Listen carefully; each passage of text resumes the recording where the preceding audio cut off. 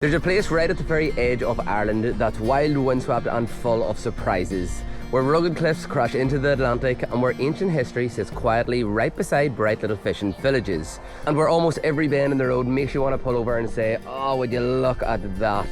Out here on the western tip of County Kerry sits the Dingle Peninsula, a place where the land meets the Atlantic in a way that feels timeless. And for the next 22 minutes or so, it's just me, Aisling, Valerie Irfan, and you, whoever you are out there watching this, off on a little adventure around the Dingle Peninsula, one of Ireland's most stunning gems. And we're starting off here in Dingle Town.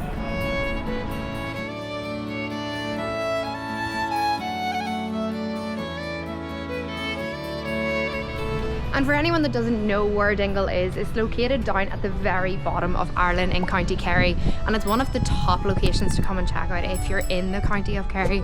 It is a fishing village with so much character. All the buildings and the houses are so colourful, so bright. There's plenty of places to go in and get yourself a good pint and so many good fish and chips that we will hopefully get later on.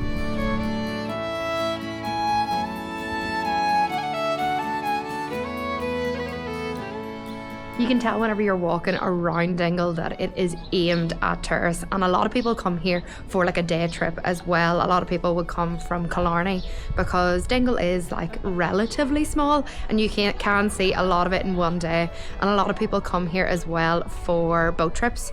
It's really popular to go out and see dolphins, whales and just the surrounding islands around this area. So whenever you're walking around the streets, you can go in and out of all the different gift shops, the clothes shops, and it's actually such a really nice feel.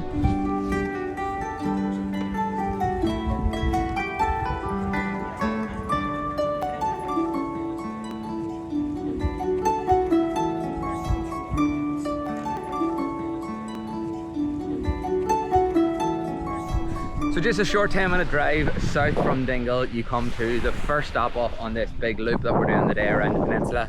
And this is Fenty Beach, and it is way bigger than I imagined it being. Like, as you can see here, the beach is massive and it goes the whole way down along this wee covey area as well. And it's a lovely like sandy beach, although there is quite a lot of seaweed among it as well.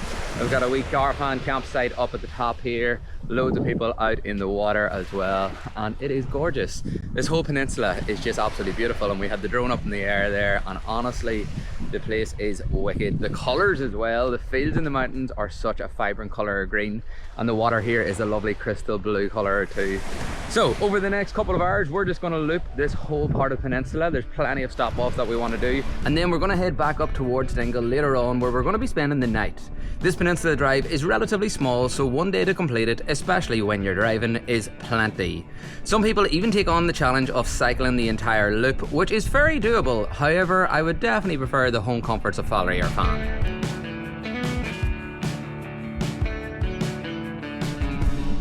So we've come to a pretty interesting place here. We have come to the beehive huts, which were originally settlements that were used by the Celts back in 3200 BC, and this place is super interesting.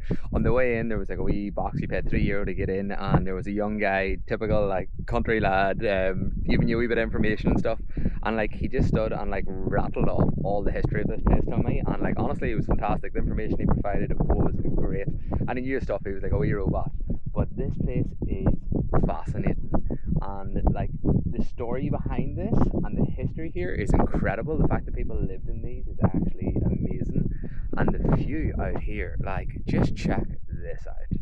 Like, how stunning is that? And then we can see Valerie just sitting right down at the coast, parked up there waiting for us as well.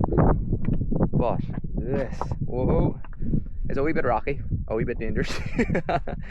There's loads of wee signs warning you about the ground being really uneven and loose stone and stuff as well. Totally worth a stop off though. These particular huts are called the Cashel Murphy Beehive Huts. Cashel refers to stone fortification, while Murphy is the family name associated with the land where the huts are located. These prehistoric beehive huts display a strong connection to Ireland's early medieval past, showing how people adapted to their environment using local materials and simple yet very effective techniques. So each one of these circles there would actually have been a family living in, and this one here still has the hole down at the bottom here, which I can't fit into. I did literally just try there now, but it is so small, and this is where they used to keep their food. They used to store goods and things like that as well. I don't know who they were sending in there, whether they were sending the kids in to like get the stuff in and out, because that is a tight gap. As we drove down along the peninsula, we really got a picture of old, timeless Ireland. With the weathered stone cottages and rustic dry stone walls, we couldn't help but feel a strange sense of isolation, but in the most wonderful way. Being this far away from modern day life creates an atmosphere that feels both grounding and otherworldly, like the rest of the world has paused, and all that matters is the road ahead and the land around you. You can tell this is a really touristy thing to do, because as we're driving along the road, there's loads of different signs for hold a baby lamb. And like, no harm, I can do that at home. I do not need to come to Dingle to hold a baby lamb, but I am sure there are loads of people that are like, oh, a baby lamb, I get to hold it. Brilliant. I would love to know what the income is for holding a baby lamb. I couldn't imagine it much. Surely it's only seasonal. You don't have baby lambs all year round. Like, I never thought of that. Like, come on. I never thought of that. Do they take them down whenever they're not babies? Or are they just like, oh no, it's just a big baby. A big baby lamb, a big baby lamb. The Dingle Coastal Drive is one of those roads that makes you just slow down. Not because you have to, but because you want to. Every twist and turn reveals something breathtaking. Jagged cliffs plunging into the Atlantic, sheep perched on the hill like they own the place, and skies that shift from moody grey to golden glow in a matter of minutes. As you follow the narrow roads that hug the edge of Ireland, there's a sense of freedom in the wilderness. Untamed landscapes, ancient ruins, and waves crashing far below, just like our next stop, Dunquin Beach. I think I pronounced that right.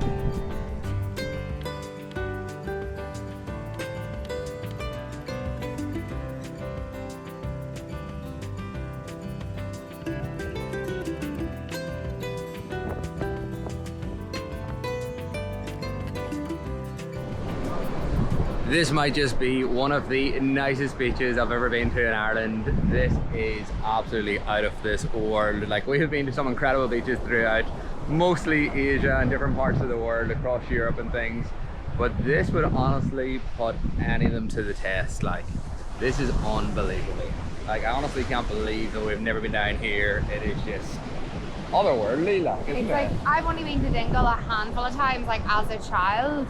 And I don't think I've ever been here before. No, if I have, I was very, very young, and this is like up there with one of the best beaches I've ever seen in Ireland. Even the walkway down to it is wicked in itself. And like, fun fact, Star Wars, part of Star Wars was filmed here. Don't know specifically which movie. I'm not We're a not Star Wars fans. Not a Star Wars buff here, like, don't go at me, like, but it's not for me. But I can totally see why you'd want to use this as a filming location. The sand here is so white and fluffy as well, which is gorgeous. Like, you seen this morning, the beach we were at was a wee bit kind of seaweedy and not that overly great. A lot of beaches in Ireland are quite stony and a wee bit rough. This is a proper, like, tropical beach. This is paradise. Gorgeous. Absolute paradise.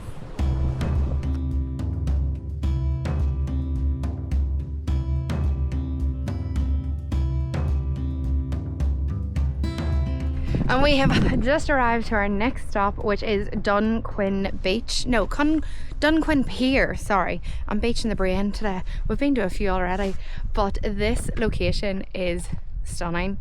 I'm not surprised about that one, but it is right beside the Basket Islands. So all over here you can see the Basket Islands, and they're very remote. I don't know if people live on them now, but years ago loads of farmers would have come back and forth from here, and the pier that we're actually going to now was a big spot for taking livestock back and forth between the islands and mainland, which is just a very funny thing to think about, is all the sheep going down this location that we're about to show you next. But it is very, very iconic. Loads of people come here, loads of photographers, and I can already see why, and I haven't seen the pier itself yet. Dunquin Pier is tucked away right at the very edge of this bit of land, and is undoubtedly one of Ireland's most dramatic and iconic spots. Old Irish folk stories say right here, the edge of the world whispers, and if you listen closely enough, you can almost hear it for yourself. This winding zigzag path carved into the rock leading down to the sea truly does make you feel like you've reached the very edge of the world. It's all fun and games coming down this, but going back up is definitely a bit of a push, and it is sweaty today. I didn't have a good choice outfit. I'm in quite a heavy top, and this is goddamn steep. Breathe in, breathe out. Hey, come alive. So I must say, when you're comparing doing this loop around the peninsula in Dingle and Ring of Kerry. Personally, I think this is actually much nicer. Now, granted, we did get the weather for this one in comparison to when we did the Ring of Kerry. I've actually had a change, as you probably see. I've even put on shorts. It's that bloody warm today. But I do think the landscape here is even more impressive. Not taking anything away from the Ring of Kerry, still very, very impressive. But this is just like on another level. Completely. And like, it's less touristy. The roads are slightly better. They're bigger and wider. And we're doing this in a day. Like, literally one day is enough to get around all of this. We took around, I think it was 3 days we spent doing the Ring of Kerry. So like, it's a much larger loop and it's a lot more like full on. There's a lot more driving involved. But I think definitely personally, if I was to recommend either of these for anybody coming to this part of Ireland that they wanted to see a bit more of the countryside and down along the coast and so on, I would say the loop around Dingle is definitely the one. Especially if you are limited for time and you want to see as much as possible. This one is so much more convenient. Like, all the different stops are relatively close together. Like, from Dunquin Pier to then the beach that we went to. Was that before it? The beach, then the pier. I can't even remember. We've been so much today. Then we seen like the Three Sister Peaks. Like, there's just so many different things that are right beside each other, and in between everything's just so impressive. You also get all of the same things doing this. Like, there's wicked wee pubs along the way, cool wee coffee shops, unbelievable views, loads of rugged coastlines. It's the same, like, you're getting the same package as you would do in the Ring of Kerry. A just much more compact version of it. Much more. But yeah, I think for me, this one's personally my favourite.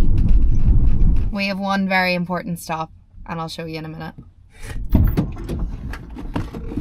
Whippy time! It wouldn't be a road trip unless we stopped off for an ice cream. Like, look at that bad boy. It's massive! Beautiful. It is tasty too. I'm so happy. I've already tucked in. Have you? Oh, yeah. I had to walk from the shop with it. Like, of course we're going to eat it. Oh my god, it's so creamy. I'm not going to lie to you. We were looking for an ice cream for quite a while, and there was like no ice cream anywhere along the whole like Ring of the Peninsula that we were doing. And then finally we found a phone station. We were like, let's go, lads. We were actually turning the opposite way of it. And Owen seen the wee like outside ice cream cone. We turned around. I was like, whippy! Go! So worth it. There is something about creams down south. Like, I genuinely think they taste better. Yeah, I'd hear that, and this is a good solid one. Yeah, I remember whenever I was younger, me and my ones used to go down to like not fully across the border, but like relatively close to the border. We used to always get ice cream down there, and they were the best creams of all time. I feel like I have to go back. I wonder if they still live up to their name. This is a good one though. I'm replacing my fake.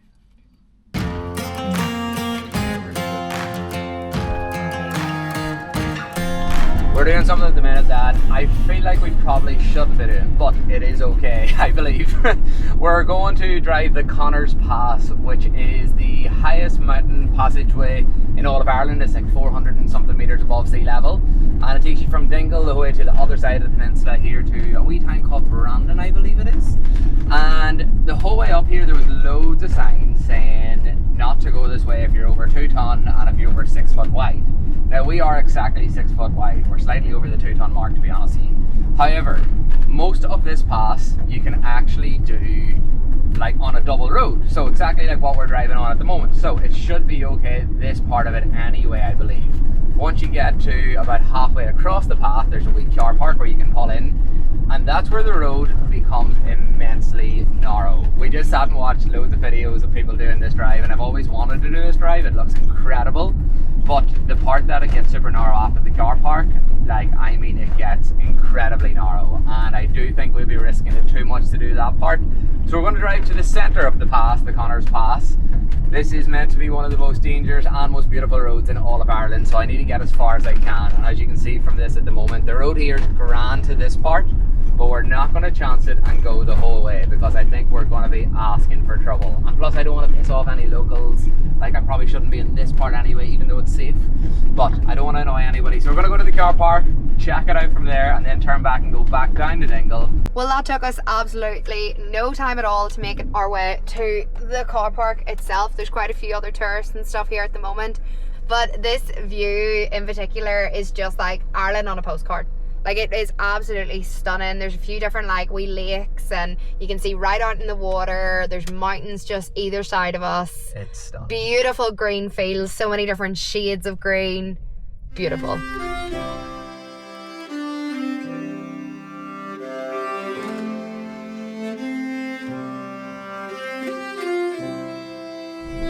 This is absolutely insane. Which was honestly a couple of minutes from the start of the pass. I know it's quite windy right now, but like, this is the view, panoramic views the entire way around. Hold on, it's okay, you could probably not hear me with the wind out there. It is freezing out there. It might look lovely, but my God, it's cold. It's cold, it's windy up here. But those views are absolutely insane. Incredible. The car park up here is completely accessible to everyone. I don't know what those signs are about. The whole way here, it's a 2-lane road. Like, the pass really starts from just down here, and like there's more signs to warn you not to go down there. So we're not going to be them people. We're not going to do it. I believe we would fit, and this is the frustrating part. Like, I think we will fit. An ambulance just went past us. It came the whole way over the pass. Came the whole way across the pass from Brandon Bay side. Now they might have a different like kind of. They didn't have their sirens on, so don't come at us. But they clearly fit, and like they're wider than us, and ambulance is definitely heavier than us as well, carrying all of their gear. But we're gonna give them ambulance priority. Yeah, we're not gonna be them people. If there's signs saying don't do it, we've come far enough. I was a wee bit sketchy about coming this far, but like now that I'm here, I'm like, there's no reason you couldn't come here. The sign that is back down on the Dingle side, just outside of the town, really should be moved to this car park. You can very easily access this car park. A 40-foot lorry could get up here They've easily. clearly had issues in the past, and like I think if you came peak busy time, then it would be a whole different story. Yeah, I agree with that, but it is frustrating because like we love Valerie so much, and Valerie in her head can do everything and anything. If you've seen our last video, we went to do the Ring of Kerry, and as part of that we went to the Gap of Dunloe, which was an incredibly tight road. Like, we put her to the test. We put Owen's driving to the test. We did, and Valerie was able to do it, man. She was able to keep up. She was able to fit through all the small narrow roads, and I thought if she could do that, she could do this. But the Gap of Dunloe did not have any warning signs against it. But they should. But they should. They didn't, however. We did come to the conclusion that we were definitely the biggest van that should have been on those roads in the Gap of Dunloe. So if you are thinking about it and you have a van or a camper, don't bother. Just be aware. But I think this car park's where Connor's Pass adventure ends. I just don't think we're going to go any farther. But I can accept these views. It's absolutely stunning. Mountains on both sides, a couple of lakes in between, the water at the far side, and every shade of green. We're going to head back down towards Dingle now because this one just didn't really work out. Not this time. Connor's Pass, we will be back in a smaller vehicle.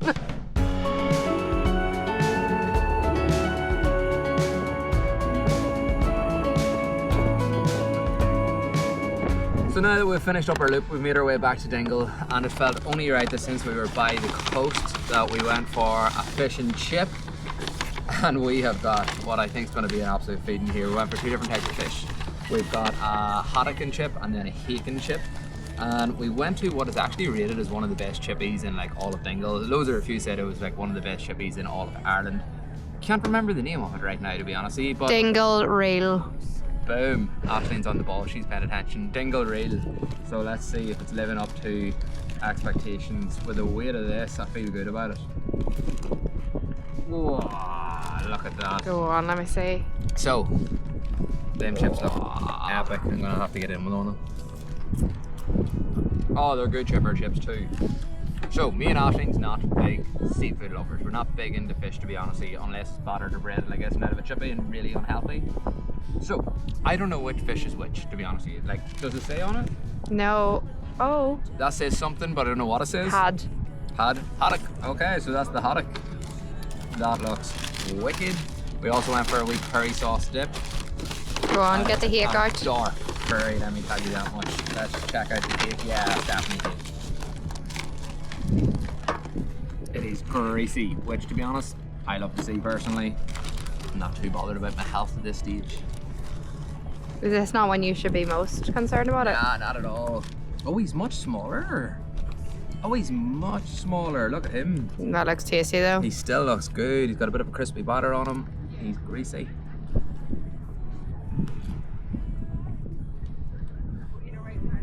Oh my god. He's boiling hot. He did make it fresh. Oh wow. That is wicked though. The fish is so soft. A lovely white juicy meat there. There was a wee sign on the inside saying that don't expect it to be fast because they cook all their fish fresh. It literally comes from there. And it took them about 20 minutes, but I reckon that's worth it. I am very, very happy. Fish, chips, curry, coast. What more can you want? And I actually check out how dark that curry is. That looks unreal.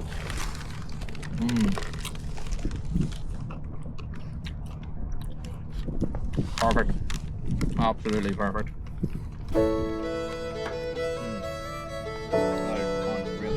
That was some feeding for one feeding. I am so ridiculously full, but if you ask me, today has gone very, very successfully. I'm so glad to finally be able to say I know Dingle a little bit better.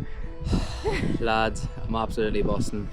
That fish and chip was just... It's wiped you out completely. It's wiped me. However, what I do have room for is a pint. We're in Dingle, so we have to go for a pint. There's plenty of good pubs here, plenty of live music going on. There's too many to pick between. We're going to have to go for a few pints. I think so. This man needs a Guinness. So we'll see you in the next county. See you later. See you later.